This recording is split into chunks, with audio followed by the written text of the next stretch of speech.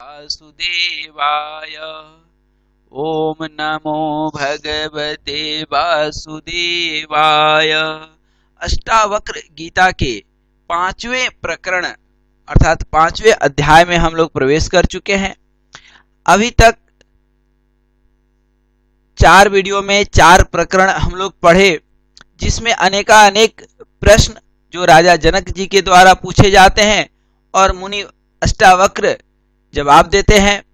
ठीक उसी प्रकार अष्टावक्र जी प्रश्न करके परीक्षा लेते हैं जनक जी का, और इस तरह से तत्व ज्ञान, आत्मज्ञान, आत्मबोध और संसारिक लोक व्यवहार और देह आदि आत्मा परमात्मा के बाद हम लोग पहुंचे हैं 5वें अध्याय में। न ते संगो अस्ति केनापि किम सुदस्तय वक्तुमिच्छसि संघात विलयम कुर्वन्नेव सेमेव लयम व्रज। चतुर्थ प्रकरण में शिष्य की परीक्षा के लिए उपदेश किया था। अब उसकी दृढ़ता के लिए 4 श्लोकों करके लय का उपदेश करते हैं।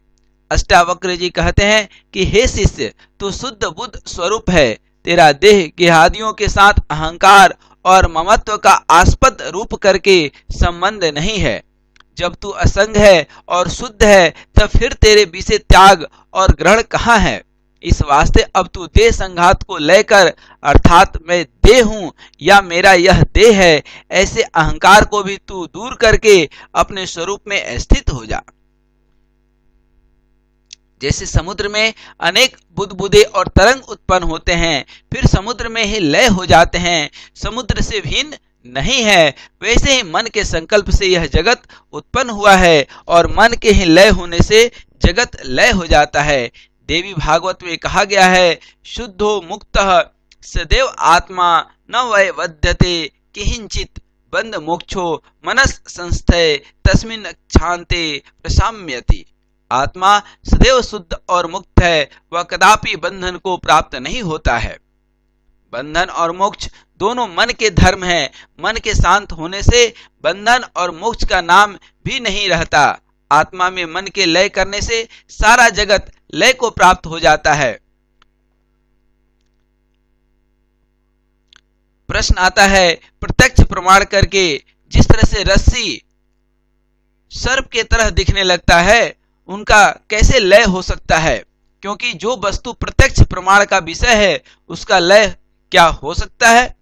उत्तर है, प्रत्यक्ष प्रमाण का जो विषय है उसका भी वाद शास्त्र करके हो जाता है।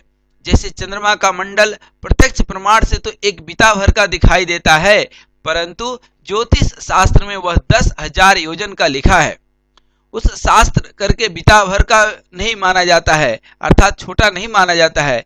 वैसे ही प्रत्यक्ष प्रमाण का विषय जो जगत है, वह भी श्रुति वाक्यों करके वादित हो जाता है, क्योंकि जगत वास्तव में तीनों कालों में नहीं है। और जैसे स्वप्न की सृष्टि और गंधर्व नगर आदि तीनों कालों में नहीं है, वैसे ही यह जगत भी वास्तव में तीनों कालों में नहीं है। ऐसा चिंतन ही जगत के लय का हेतु है।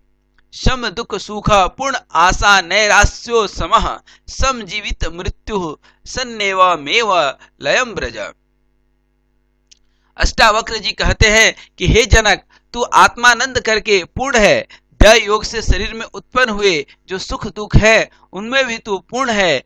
आशा और निराशा में भी तू सम है। जीने और मरने में भी तू सम है। तू निर्विकार है। सुख दुख आदि सब अनात्मा के धर्म है और मिथ्या है, क्योंकि इनके धर्मी जो देहादिक है, वे भी सब मिथ्या है। उत्पत्ति से पूर्व जो देह आदि के नहीं थे और नाश से उत्तर भी नहीं रहते हैं, वे बीच में भी प्रतीति मात्र हैं। जो वस्तु उत्पत्ति से पूर्व और नाश से उत्तर न हो, वह बीच में भी वास्तविक नहीं होता, केवल प्रतीत मात्र ही होती है। जैसे स्वप्न के पदार्थ और रज्जु सर्प आदि की मिथ्या है, वैसे यह जगत भी मिथ्या है। वास्तव में तीनों कालों में नहीं है, केवल ब्रह्म ही है। सर्व खल विदम ब्रह्म, यह संपूर्ण जगत निश्चय करके ब्रह्म रूप ही है। ऐसा चिंतन का नाम ही लय चिंतन है। इति वष्टा अष्टावक्र गीतायाम पंचमम प्रकरणम समाप्तम। इस तरह से यहाँ पर यह पंचम प्रकरण अर्थात अष्टावक्र गीता की 5वां अध्याय यहाँ पर संपन्न होता है। हरि ओम।